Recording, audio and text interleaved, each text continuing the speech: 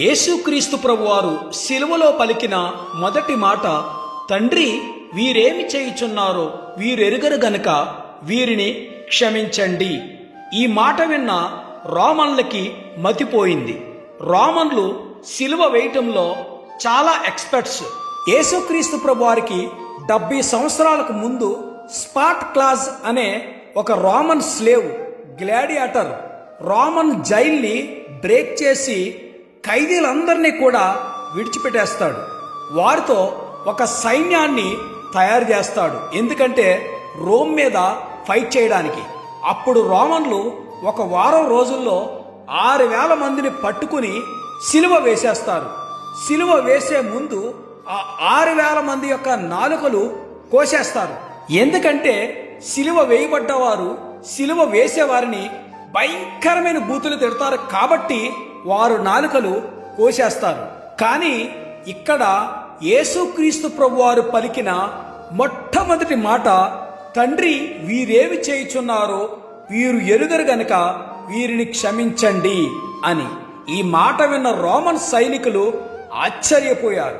నిన్ను వలె నీ పొరుగువారిని ప్రేమించు అని చెప్పిన ప్రభువు లూకాసు వార్త 6వ అధ్యాయం 27వ వచనంలో, శత్రువులను ప్రేమించుడి, మిమ్మును ద్వేషించు వారికి మేలు చేయుడి, మిమ్మును శపించు వారిని దీవించుడి, మిమ్మును బాధించు వారి కొరకు ప్రార్థన చేయుడి అని చెప్పారు. ఆయన బోధించేవాడు మాత్రమే కాదు గాని ఆ బోధను మొదటగా ఆయన అనుసరించేవారు. అలాగే శాస్త్రులు, పరిసయ్యులు, మత పెద్దలు స్తెఫనును పట్టుకుని రాళ్లతో కొట్టినప్పుడు మోకాళ్ళుని ప్రభువ వారి మీద పాపము మోపకు అని పలికి స్తెఫను మరణించాడు.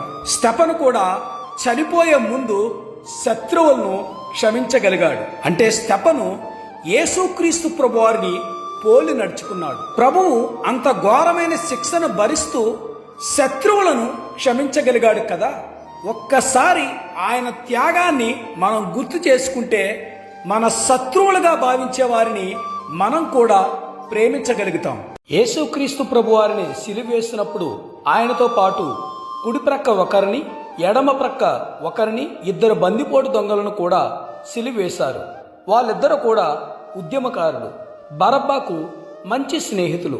అందులో ఎడమ ప్రక్క ఉన్న దొంగ ఏమంటాడంటే, నీవు క్రీస్తువు కదా, నిన్ను నీవు రక్షించుకుని మమ్మను కూడా రక్షించుమని ప్రభువుని దూషించి మాట్లాడాడు. అప్పుడు కుడి ప్రక్క ఉన్న దొంగ వారిని గద్దించి, నీవు అదే శిక్షా విధిలో ఉన్నావు కదా, దేవునికి భయపడవా? మనకైతే ఇది న్యాయమే, మనము చేసిన వాటికి తగిన ఫలము పొందుచున్నాము గాని ఈయన ఏ తప్పిదము చేయలేదని చెప్పి ఆయన వైపు చూచి, యేసు నీవు నీ రాజ్యములోనికి వచ్చినప్పుడు నన్ను జ్ఞాపకం చేసుకునుమని ప్రభువును వేడుకున్నాడు. అందుకాయన వానితో, నేడు నీవు నాతో కూడా పరదైసులో ఉందువని నిశ్చయముగా నీతో చెప్పుచున్నానని ఒక మంచి వాగ్దానం ఇచ్చారు. యేసుక్రీస్తు ప్రభువారు దొంగతో పరదైసులో ప్రవేశించారు. నువ్వు ఏ మతానికి చెందినా, ఏ కులానికి చెందినా, ఎలాంటి భయంకరమైన పాపివైనా, ఎలాంటి స్థితిలో ఉన్నా యేసుక్రీస్తు ప్రభువుని, ప్రభువా నా పాపములు మన్నించు, నన్ను నీ సన్నిధికి చేర్చుకో అని ప్రార్థిస్తే యేసుక్రీస్తు ప్రభువారి యొక్క శిలువ రక్తం ద్వారా నీ పాపాలన్నీ కడిగివేసి నిన్ను పవిత్రుడినిగా చేసి నీకు నూతన జీవాన్ని ఆయన దయచేస్తాడు. రోమీయులకు రాసిన పత్రిక 10వ అధ్యాయం 9వ వచనం చూస్తే అదేమనగా, యేసు ప్రభు అని నీ నోటితో ఒప్పుకుని దేవుడు మృతుల్లో నుండి ఆయనను లేపెనని నీ హృదయమందు విశ్వసించిన ఎడల నీవు రక్షింపబడుదువు. ఏలయనగా నీతి కలుగునట్లు మనుష్యుడు హృదయంలో విశ్వసించును, రక్షణ కలుగునట్లు నోటితో ఒప్పుకును అని వాక్యం సెలవిస్తుంది. యోహాను సువార్త 14వ అధ్యాయం 6వ వచనంలో, యేసు నేనే మార్గమును, సత్యమును, జీవమును, నా ద్వారానే తప్ప ఎవడును తండ్రి వద్దకు రాడని చెప్పారు. మతంలో మనిషి దేవుణ్ణి వెతుకుతాడు, కానీ మన ప్రభువు తానే మనలను వెతుక్కుంటూ 2000 సంవత్సరాల క్రితం ఈ లోకానికి మనిషిగా వచ్చి ప్రాణత్యాగం చేసి మరణాన్ని జయించి తిరిగి లేచి పరలోకానికి ఆరోహణమయ్యాడు. యేసుక్రీస్తు ప్రభువారు సిలువలో పలికిన మూడవ మాట చాలా ప్రాముఖ్యమైనది. యేసుక్రీస్తు ప్రభువారు 30 సంవత్సరాల వయసు వచ్చేంత వరకు కూడా తల్లిదండ్రుల వద్దే ఉన్నారు. యేసుక్రీస్తు ప్రభువారు జన్మించిన తర్వాత మరియకు, యోసేపుకు 4 కుమారులు జన్మిస్తారు. యాకోబు, యోసేపు, సీమోను, యూదా. యేసుక్రీస్తు ప్రభువారు 18వ ఏట ఉన్నప్పుడు మరియ భర్త అయిన యోసేపు మరణించారు. తర్వాత పెద్ద కుమారుడిగా తల్లి యొక్క బాధ్యతలు 30 సంవత్సరాల వయసు వచ్చేంత వరకు కూడా యేసుక్రీస్తు ప్రభువారే చూసుకున్నారు. మరియను మనం ప్రభు యొక్క పరిచర్యలో ప్రారంభ దశలో యోహాను సువార్తలో కానా వివాహంలో మనం చూస్తాం. మరలా యేసుక్రీస్తు ప్రభువారు శిలువ దగ్గర మరియ కనబడతారు. యేసుక్రీస్తు ప్రభువారిని 8వ దినమున యోసేపు మరియలు ప్రతిష్ఠించడానికి దేవాలయమునకు తీసుకుని వెళ్ళినప్పుడు సుమోయోనను ప్రవక్త ప్రభువుని ఎత్తుకుని, నాదా, ఇప్పుడు నీ మాట చొప్పున సమాధానముతో నీ దాసుని పానిచ్చుచున్నావు. అన్యజనులకు నిన్ను బయలుపరచుటకు వెలుగుగాను, నీ ప్రజలైన ఇశ్రాయేలుకు మహిమగాను, నీవు సకల ప్రజల ఎదుట సిద్ధపరిచిన నీ రక్షణ నేను కన్నులారా చూచితిని అని పలికి, నీ హృదయంలోనికి ఒక ఖడ్గము దూసుకుని పోవునని ఆయన తల్లి అయిన మరియతో చెప్పారు. అప్పటి నుంచి ఆ మాటలు తన హృదయంలో భద్రం చేసుకుని ఉంది. యేసుక్రీస్తు ప్రభువారు 30 సంవత్సరాల వయసులో తల్లి అయిన మరియ ఒక అంగీని కుట్టి ఇచ్చింది. యేసుక్రీస్తు ప్రభువారిని సిలువేస్తున్నప్పుడు ఆ అంగీని అక్కడున్న సైనికులు చీట్లు వేసి పంచుకున్నారు. సిలువ దగ్గర ఉన్న తల్లిని, యోహానును చూచి, అమ్మ, ఇదిగో నీ కుమారుడు అని తల్లితో చెప్పారు. తర్వాత శిశువును చూచి, ఇదిగో నీ తల్లి అని అతనితో చెప్పారు. ఆ గడియ నుండి యోహాను ఆమెను తన ఇంట చేర్చుకున్నాడు. యేసుక్రీస్తు ప్రభువారు అంత బాధలో ఉన్నా సరే తన తల్లి గురించి ఆలోచించారు. అంటే నీ తల్లిని తండ్రిని సన్మానించుము అన్న మాటలను ఆయన ఎప్పుడూ మరవలేదు. అందుకే ప్రభు తన తల్లి యొక్క బాధ్యతను తాను ప్రేమించిన శిష్యుడైన యోహానుకు అప్పగించారు. అప్పటి నుండి యోహాను మరియను తన ఇంట చేర్చుకుని ప్రభు అప్పగించిన బాధ్యతను నెరవేర్చారు. చిన్ననాటి నుండి పెంచి పెద్ద చేసిన తల్లిదండ్రులను జీవితంలో స్థిరపడిన తర్వాత ఇంట్లో నుండి బయటకు నెట్టివేసి వారిని కొట్టి రోడ్డు మీద విడిచిపెట్టేవారు చాలామంది ఉన్నారు. ఇప్పటికీ వారి ఆర్తనాదాలు అనేక చోట్ల వినబడుతూనే ఉన్నాయి. కానీ చివరి గడియలో కూడా ప్రభు ఈ లోకానికి తన ప్రేమను క్రియారూపకంగా నిరూపించారు. మత్తయి సువార్త 27వ అధ్యాయం 45వ వచనం, మధ్యాహ్నం మొదలుకొని 3 గంటల వరకు ఆ దేశమంతటను చీకటి కమ్మెను. ఇంచుమించు 3 గంటలప్పుడు యేసు ఏలి ఏలి లామా సబక్తాని అని బిగ్గరగా కేకవేశాను. ఆ మాటకు నా దేవా నా దేవా నన్నెందుకు చేయి విడిచితు అని అర్థం. యేసుక్రీస్తు ప్రభువారిని ఉదయం 9 గంటలకు శిలువ మీద ఎక్కించారు. 3 గంటల వరకు ఆయన శిలువ మీదే ఉన్నాడు. 9 గంటల నుండి 12 గంటల వరకు వెళుతూ ఉంది. 12 గంటల నుండి 3 గంటల వరకు భయంకరమైన చీకటి కమ్మింది. యేసుక్రీస్తు ప్రభువారు మానవ పాపాన్ని, శాపాన్ని తన మీద వేసుకున్నారు. మనిషి పాపం ప్రభువు మీద వేసుకున్నప్పుడు సృష్టి ప్రభువును చూడలేకపోయింది. చీకటి దేవుని ఉగ్రతకు, కోపానికి సాదృశ్యంగా ఉంది. ఫరో ఇశ్రాయేలీలను పంపడానికి అంగీకరించినప్పుడు ఐగుప్తీయులకు దేవుడు 3 రోజులు కటిక చీకటి కలగజేశాడు. ఆమోసు గ్రంథం 8వ అధ్యాయం 9వ వచనంలో ప్రభు అయిన యెహోవా సెలవిచ్చినదేమనగా, ఆ దినమున నేను మధ్యాహ్న కాలమందు సూర్యుని అస్తమింపచేయుదును, పగటి వేళను భూమికి చీకటి కమ్మజేయుదును అని ఉంది. దేవుడికి కోపం వచ్చింది. ఆ కోపాన్ని ఆ విధంగా ప్రదర్శించారు. ఈ చీకటి దేవుడు తన కుమారుని వైపు చూడటం మానేశాడు అనడానికి నిదర్శనం. ఆయన మౌనంగా ఉన్నాడు అనడానికి నిదర్శనం. గెత్సెమనే తోటలో కుమారుడు తట్టుకోలేని స్థితిలో ఉన్నప్పుడు దేవుడు ఆయన్ని బలపరచడానికి దేవదూతను పంపించాడు. అదే శిలువ మీద కుమారుడు పాపం మోస్తూ ఉన్నప్పుడు, చనిపోతున్నప్పుడు తండ్రి మాత్రం మౌనంగా ఉన్నాడు. దేవుడు యెషయా గ్రంథం 59:1లో మీ దోషములు మీకును మీ దేవునికిని అడ్డముగా వచ్చాను అంటున్నాడు. ఎప్పుడైతే మానవ పాపం యేసుక్రీస్తు ప్రభువారి మీద మోపబడిందో తండ్రి అయిన దేవుడు తన చెయ్యి విడిచిపెట్టాడు. గలతీ 3:13లో క్రీస్తు మన కోసము శాపమై మనలను ధర్మశాస్త్రం యొక్క శాపము నుండి విమోచించెను. ఇందును గూర్చి మ్రాను మీద వేలాడిన ప్రతివాడును శాపగ్రస్తుడు అని వ్రాయబడింది. మన కొరకు ఆయనే శాపగ్రస్తుడయ్యాడు. అందుకే తండ్రి తల తిప్పుకున్నాడు. అప్పుడే ప్రభువు, నా దేవా, నా దేవా, నన్నెందుకు చెయ్యి విడిచితివని పలికాడు. యోహాను 3:16లో ఆయన లోకాన్ని ఎంతో ప్రేమించాడు, అందుకే తన ప్రియకుమారుని ఈ లోకానికి పంపించాడు. తండ్రి ప్రేమ కోరింది కాబట్టి ఆయన సిలువ మీద చనిపోయాడు. డానియల్ జీన్ అనే ఆయన అద్భుతమైన మాట చెప్పాడు. దేవుడు గనక బాధపడటం చేతకానివాడైతే ఆయనకు ప్రేమించటం రాదు అని. ఆయన బాధ అనుభవించాడు. ఆయన మనలను ప్రేమిస్తున్నాడు. తండ్రి నుంచి దూరమయ్యాడు, కానీ దేవుని యొక్క ప్రేమ నుండి, దేవుని యొక్క ఉనికి నుండి ఆయన దూరం అవ్వలేదు. యేసుక్రీస్తు ప్రభువారు సిలువలో పలికిన మొదటి 3 మాటలు తన దగ్గర ఉన్న వారిని గురించి మాట్లాడితే మిగిలిన 4 మాటలు తన గురించి మాట్లాడుకున్నారు. యోహాను సువార్త 19:28లో అటు తర్వాత సమస్తమును అప్పటికి సమాప్తమైనదని యేసు ఎరిగి లేఖనము నెరవేరినట్లు నేను దప్పిగొనుచున్నాను అనెను. ఈ మాటలో 3 ప్రాముఖ్యమైన విషయాలు మనం నేర్చుకోవచ్చు.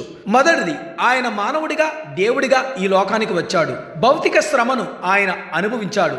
హెబ్రీ 4:15లో మన ప్రధాన యాజకుడు మన బలహీనతల యందు మనతో సహానుభావము లేనివాడు కాడు గాని సమస్త విషయములోనూ మనవలనే శోధింపబడినను ఆయన పాపము లేనివాడిగా ఉండెను. ఆయన శారీరకమైన బాధను పొందాడు. నేను దప్పిగొనుచున్నాను అని అనగానే ఆయనకు వెనిగర్ బాలాన్ని కలిపి ఇచ్చారు. ఎందుకంటే అది అనస్థియాలా పనిచేస్తుంది, నొప్పు తెలియకుండా ఉంటుంది. కానీ ప్రభువు దానికి నిరాకరించారు. ఎందుకంటే ఆయన బాధను అనుభవించడానికి ఇష్టపడ్డాడు. బాధపడిన రక్షకుడు మన బాధను బాగా అర్థం చేసుకోగలుగుతారు. 69వ కీర్తన 21వ వచనంలో, వారు చేదును నాకు ఆహారంగా పెట్టిరి, నాకు దప్పి అయినప్పుడు చిరకను త్రాగనిచ్చిరి. లేఖనాలు ఏ విధంగా చెప్పబడ్డాయో కరెక్ట్గా అదే శ్రమ గుండా ఆయన వెళ్ళడానికి ఇష్టపడ్డాడు. అలాగే ఆయన సేవకుడిగా దేవుని చిత్తానికి తనను తాను సమర్పించుకున్నాడు. హాగరు యొక్క కుమారుడు ఇస్మాయేలు సూరు ఎడారిలో దాహంతో బాధపడుతున్నప్పుడు అక్కడ దేవుడు నీటి ఓటను పుట్టించి ఇస్మాయేలు దాహం తీర్చాడు. ఇశ్రాయేలీలు మారా అనే చోటుకు వచ్చినప్పుడు అక్కడ నీళ్లు చేదుగా ఉన్నప్పుడు ఆ నీటిని మధురంగా మార్చాడు. మరలా ఇశ్రాయేలీలు త్రాగడానికి నీళ్లు లేక బాధపడుతున్నప్పుడు బండ నుండి నీళ్లు రప్పించి వాళ్ళ యొక్క దాహం తీర్చాడు. నేనిచ్చు నీళ్లు త్రాగువాడు మరెన్నడూ దప్పి కొనడు అని సమరయ స్త్రీతో చెప్పాడు. నేనే జీవజలము అని చెప్పి నా యందు విశ్వాసముంచు వాని కడుపులో నుండి జీవజల నదులు ప్రవహించునని చెప్పారు. దప్పిగొను వారలారా నా యొద్దకు రండి, నేనిచ్చు నీళ్లు త్రాగితే మీ దప్పిక తీరటమే కాదు, మీ కడుపులో నుండి జీవజల నదులు పారతాయి అని అంటున్నారు. ఆ దప్పిక తీర్చడానికి యేసుక్రీస్తు ప్రభువారు దప్పి కొనటానికి ఇష్టపడ్డాడు. ఆయన సుతుడిగా శారీరకంగా బాధపడ్డానికి ఇష్టపడ్డాడు. ఆయన సేవకుడిగా దేవుని చిత్తానికి తన్ను తాను అప్పగించుకున్నాడు. ఆయన స్నేహితుడిగా నిన్ను నన్ను రక్షించడానికి శిలువ మీద ఆయన చనిపోవడానికి ఇష్టపడ్డాడు. ఆయన ఒంటరితనం గుండా వెళ్ళాడు, ఎందుకంటే తండ్రితో మనల్ని కలపడానికి ఇష్టపడ్డాడు. ఆయన దప్పికొన్నాడు, ఎందుకంటే మన ఆత్మీయ దాహం తీర్చడానికి ఇష్టపడ్డాడు. ఆయన ఆకలి కొన్నాడు, ఎందుకంటే ఆయన మనకు జీవాహారం ఇవ్వడానికి ఇష్టపడ్డాడు.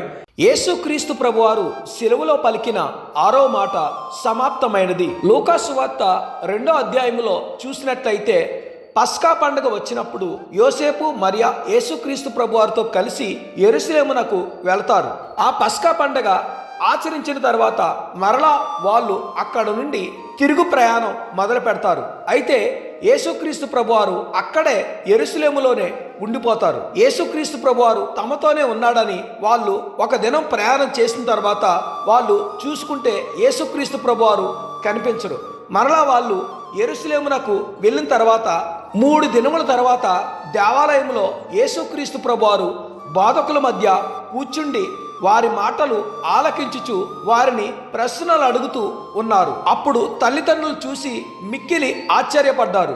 ఆయన తల్లి, కుమారుడా, మమ్మను ఎందుకు ఈలాగు చేసితివి? ఇదిగో నీ తండ్రియు నేనును దుఃఖపడుచు నిన్ను వెతుకుచున్నామని ఆయనతో చెప్పారు. ఆయన, మీరేల నన్ను వెతుకుచున్నారు? నేను నా తండ్రి పనుల మీద ఉండవలనని మీరెరుగరా అని వారితో చెప్పారు.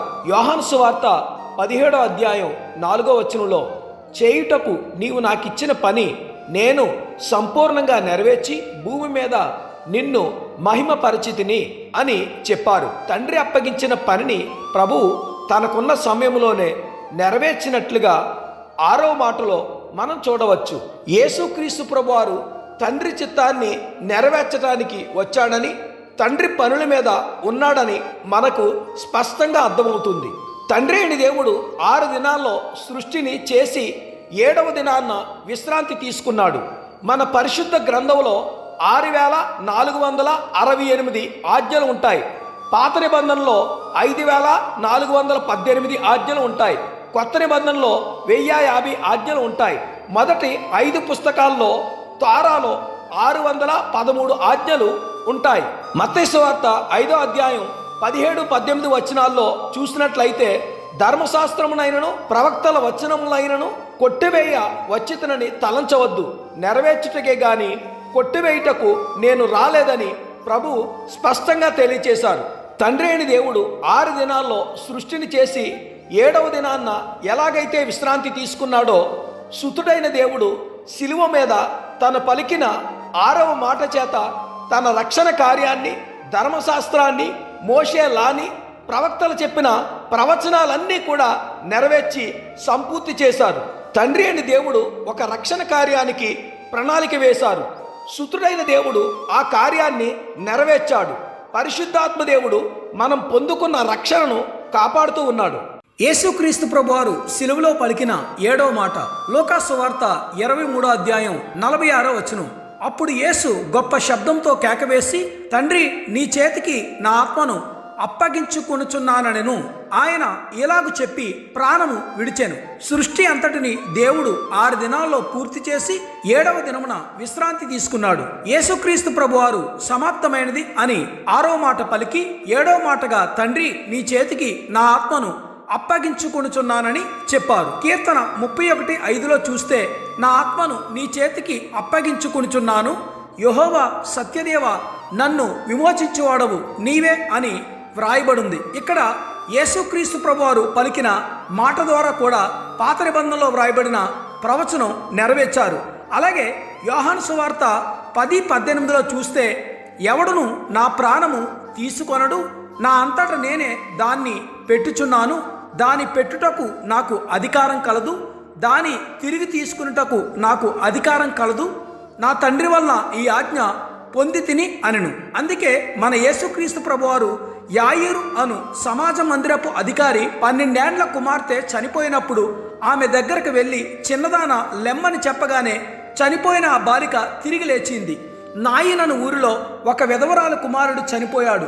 ఆ కుమారుని పాతిపెట్టడానికి తీసుకుని వెళ్తున్నప్పుడు ప్రభువు ఆ పాడిని ఆపి ఆ కుమారుని తిరిగి బ్రతికించాడు.